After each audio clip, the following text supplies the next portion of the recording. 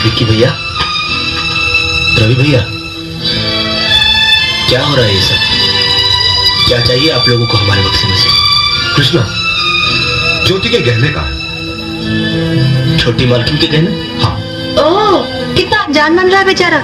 सीधी तरह से बता दे कि ज्योति के गहने कहाँ छुपाए हैं। कहीं बेचकर तो नहीं चला है? विक्की भैया, आप लोगों को हम पर ऐसा घटिया इल्जाम लगाते हुए शर्म आनी चाहिए। अरे अरे, क्या हम अपने ही घर में चोरी करेंगे? हाँ, छोटी मालकिन, क्या हम चोर दिखाई देते हैं? हाँ, क्या चोरी जैसा नीच और घटिया काम हम कभी कर सकते हैं? तो फिर गहने कहाँ गए? इस घर में और कौन है जो चोरी कर सकता है तुम्हारे सिवा? बस भैया, मुझे अपने गहने चोरी होने का इतना गम नहीं जितना कृष्णा की बेइज्जती का है। ये चेन तुम्हारी है ना ज्योति?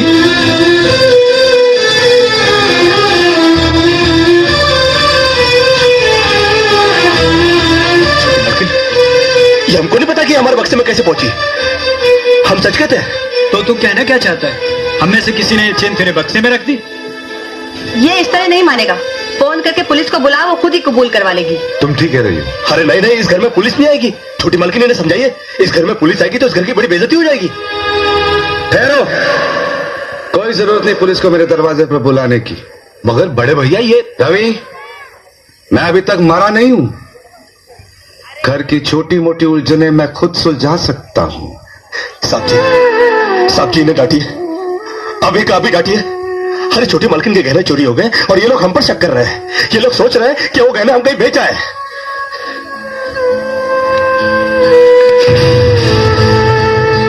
बाकी के रुपए कहां हैं कृष्णा? क्या पूछा आपने साहब जी? मैं पूछ रहा हूं कि बाकी के रुपए कहां हैं? ये आप पूछ रहे हैं साहब जी अपने कृष्णा से? देखो कृष्णा, गलती हर इंसान से होती है। तुम मुझे सही सही बता दो कि गहने तुमने कहां बेचे, मैं तुम्हें कुछ नहीं कहूंगा। अब कहने के लिए बाकी क्या है साहब जी? एक छोटा सा सवाल पूछ के आपने बहुत कुछ कह दिया है साहब जी। कृष्णा, बात को आगे मत बढ़ाओ। बात आगे बढ़ चुकी है साहब जी, बात आगे बढ़ चुकी है। अब तो आप पुलिस को ही बुलाइए। वो जब हमें कुत्ते की तरह मार मार के हमसे पूछेगी ना, अब तो हम तभी बताएंगे कि हम मैंने कहा बेच कर आए साहब जी। मत कहो मुझे साहब जी। इसी साहब जी की इज्जत आज तुमने मिट्टी में मिला दी। क्या कुछ नहीं किया था मैंने तुम्हारे लिए, उसका मुझे तुमने ये बदला दिया।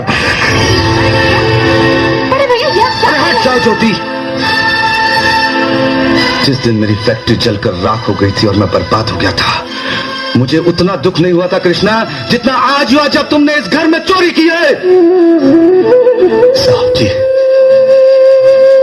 बचपन में जब हमारे माँ बाप मर गए थे ना और हम अनाथ हो गए थे ना, तब भी हमें इतना दुख नहीं हुआ था जितना दुख हमें आज हुआ है जब आपने हमें चोर कहा साहब जी। आपने हमें चोर कैसे कहा साहब जी? और ज्यादा सफाई देने की जरूरत नहीं है। दूर हो जा, मेरी नजरों से दूर हो जा। निकल जा इस घर से। अरे इस घर से ही क्या, इस गांव को ही छोड़कर चले जाएंगे। अरे मुंह जन्नत का क्या है, काट लेंगे अपनी जिंदगी कहीं भी। इतने साल इस घर में बेफिक्री से ये समझकर काट लिए कि साहब जी का हाथ है हमारे सर पर। हमको क्या है परवाह किसी बात की, मगर नहीं, अब हम जान गए कि इस दुनिया में अनाथ का कोई नहीं होता। हम जा रहे हैं साहब जी, और इस घर में कभी नहीं आएंगे अभी। निकल जा। दोबारा इस घर की दहलीज में कदम भी रखा तो मेरा मरा हुआ मुंह देखेगा तू। अरे नहीं, मुझ नौकर के लिए अपने दिल को दुख देने की कोई जरूरत नहीं। मैं कदम भी नहीं रखूंगा यहाँ पर, कभी नहीं आऊंगा अभी। भगवान के लिए भैया को गलत मत समझना, उनकी बात को बुरा मत मानना। वो तुम्हें बहुत प्यार करते हैं। हाँ, देखा, बहुत प्यार करते हैं मुझसे। कृष्णा, ये क्या हो रहा है?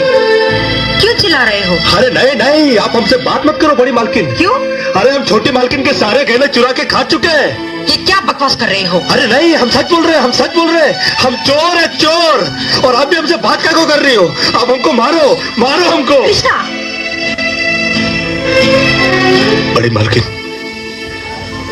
जब विक्की भैया ने हमको चाटा मारा ना, हमको बुरा नहीं लगा। हर नैना भाभी ने हमको कुत्ता बोला, कुत्ता, हम वो भी सह गए। मगर आज साहब जी ने जब हमको चाटा मारा तो हमें यहाँ नहीं, यहाँ लगा, यहाँ। उन्होंने तुम्हें चाटा मारा? हाँ, और सिर्फ चाटा ही नहीं मारा, घर छोड़कर जाने के लिए कहा है। और हम भी यहाँ रहेंगे नहीं, हम जा रहे हैं। और आप भी सुन लो बड़ी मालकिन, अगर भूले भटके हमने आपके दिल को ठेस पहुंचाई हो ना, तो हमको माफ कर देना। ये क्या सुन रही हूं मैं? आपने कृष्णा पर हाथ उठाया, उसको घर से निकल जाने के लिए कहा। आप क्या समझते हैं हमारा कृष्णा चोरी कर सकता है? अरे अगर भगवान भी जमीन पर उतरकर उसके खिलाफ गवाही देना, तब भी मुझे विश्वास नहीं होगा। आप कैसे मान गए?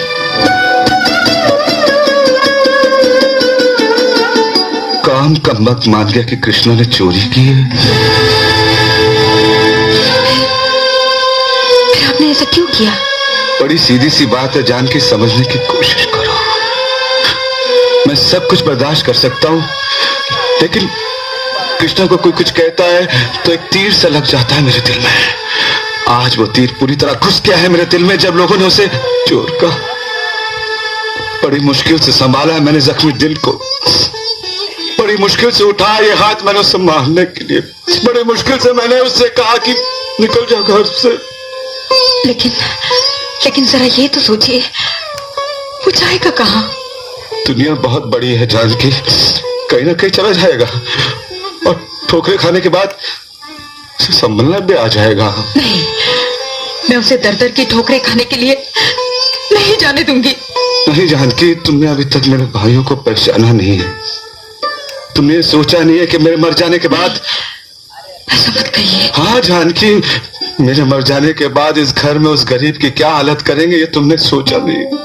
अरे वो इस घर में रहकर समझ नहीं सकता, क्योंकि उसके दिल में मैल नहीं है। लेकिन उसे भेजना भी है तो ऐसे ही क्यों? दूसरा तरीका उसकी समझ में नहीं आएगा जानकी, और वो हमारा दामन छोड़ के कभी नहीं जा पाएगा। अरे साहब जी, जिन हाथों से मारा उन हाथों से आशीर्वाद तो दे दो। अच्छा बड़े मालकिन, कम से कम तुम तो आशीर्वाद दे दो। हम समझ गए कि इस घर से हमारा दाना पानी उठ चुका है। अरे बड़ी सीधी सी बात है साहब जी, मगर कृष्णा के समझ में आ जाई है कि गरीब की किस्मत उस पर कुछ दिनों के लिए मेहरबान तो हो सकती है, मगर हमेशा के लिए संवर नहीं सकती। भरनी पड़ेगी जो जाकर तोड़ लाएंगे। भाई लेकिन इलाज करवाना भी तो पड़ेगा। नहीं, उन्हें किसी ना किसी हॉस्पिटल में दाखिल करवाना जरूरी है। लेकिन ये तो जरूरी नहीं कि अस्पताल प्राइवेट ही हो। भाभी ठीक कह रही है भैया, बड़े भैया को किसी खैराती अस्पताल में दाखिल करे देते हैं। हाँ, मतलब तो इलाज से ही है, वहां पर भी तो लोगों का इलाज होता ही है। आप लोग बड़े भैया के लिए परेशान मत होइए। मेरे होते हुए ये नौबत कभी नहीं आएगी। तुम दुनिया को ये बताना चाहते हो कि हमें बड़े भैया की कोई परवाह नहीं, सिर्फ तुम ही हो जो उनका ख्याल रखती हो। स्टेनो की मामूली सी नौकरी करके 4 पैसे क्या कमाने लग गई तुम्हारी बहन, दिमाग ही आसमान पे चढ़ गया है। ज्योति, मैं तुमसे ये पूछना चाह रहा था कि आखिर तुमने ये जलील नौकरी करके हमारे खानदान के नाम पे बट्टा क्यों लगा? मेरे नौकरी करने से खानदान की इज्जत चली गई भैया, और आप लोग बड़े भैया का इलाज खैराती अस्पताल में करवाना चाहते हैं। ये बात खानदान का नाम रोशन करेगी। ज्योति, तुम हद से आगे बढ़ रही हो। हद से आगे बढ़ना मैंने आप लोगों से ही सीखा है भाभी। जब किसी और ने मेरे गहने चोरी किए और उसका इल्जाम कृष्णा पर लगाया गया, उस वक्त ये हद कहाँ थी? बड़े भैया पर कीमती सिगार पीने का ताना दिया गया, उस वक्त ये हद कहाँ थी? जब गारंटी के पेपर्स पर दस्तखत नहीं हुए और बड़े भैया को अपनी मनपसंद कार दे देनी पड़ी, उस वक्त ये हद कहाँ थी? इस घर से दौलत क्या गई? आप लोगों के दिलों से बड़े भैया के लिए प्यार और इज्जत ही चली गई। आज उनका बाल बाल कर्ज में डूबा हुआ है और आप लोग मौज की जिंदगी जी रहे हैं। आप लोगों की बेरुखी एक एक पल उन्हें मौत की ओर घसीट कर ले जा रही है। आज वो यही सोचते हैं कि आप जैसे मक्कार और फरेबी भाइयों के बजाय उनका एक अकेला कृष्णा होता।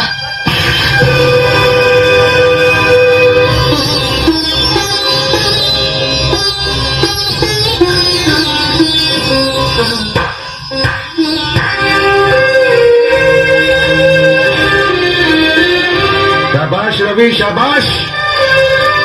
बहुत अच्छा किया तुमने। अपनी छोटी बहन पर हाथ उठाकर तूने अपने बड़प्पन का सबूत दिया रे। ज्योति, बड़ी सीधी सी बात है। इतने सालों से जिस भाई के हाथों पर तू राखी बांधती चली आ रही है ना, इस थप्पड़ को उस भाई की तरफ से उन राखियों का नजराना समझना तुम। अरे कमबख्त, तुझे शर्म ना आई? आज तक जिस बहन की तरफ मैंने घूर के भी नहीं देखा, तूने मेरी उस मासूम बहन पर हाथ उठाया। कोई भी भाई अपनी खुशी से छोटी बहन पर हाथ नहीं उठाता, लेकिन जब छोटी बहन बड़े भाई का लिहाज भूल जाए तो उसे तमीज सिखाने के लिए हाथ उठाना जरूरी हो जाता है। नहीं, उसने कोई बदतमीजी नहीं की है। उसने तो सिर्फ तुम लोगों को आईना दिखाया है। तुम लोग अपनी शक्ल देखकर इतना चिढ़ जाओगे, उस बेचारी को क्या मालूम था। तंज के तीर मारने से तो अच्छा होगा कि आप अपनी बात साफ साफ कह दें। अगर आपको हमसे इतनी नफरत है तो आज तक हमसे रिश्ता क्यों जोड़ा है? इसलिए कि तुम्हारी मरती हुई माँ को इन्होंने वचन दिया था कि उसके बच्चों की आंखों में कभी आंसू नहीं आने देंगे। मगर ये चाहते नहीं थे कि वही बच्चे एक दिन उन्हें खून के आंसू रुलाएंगे। अरे इन्होंने क्या कुछ नहीं किया तुम लोगों के लिए, इतनी जल्दी भूल गए। भूल आप रही हैं भाभी। 13,000 की वो रकम जिसे बिजनेस में लगाकर इन्होंने तरक्की पाई थी, वो 13,000 इन्हें एक झोपड़ा बेचने के बाद मिले थे। और वो झोपड़ा इनका नहीं, हमारी माँ का था। इन्होंने हमारे लिए जो कुछ भी किया वो एहसान नहीं, इनका फर्ज था।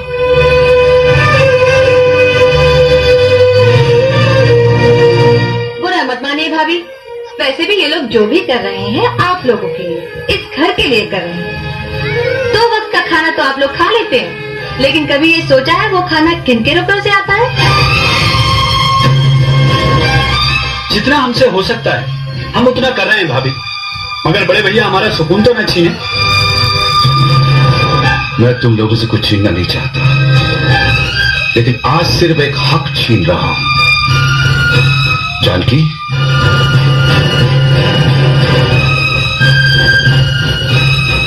इन दोनों में से मेरी चिता में कोई आग नहीं लगाएगा। वैसे भी ये हक हमारा नहीं बड़े भैया, औलाद का होता है। मगर अफसोस भाभी माँ की कोई औलाद ही नहीं।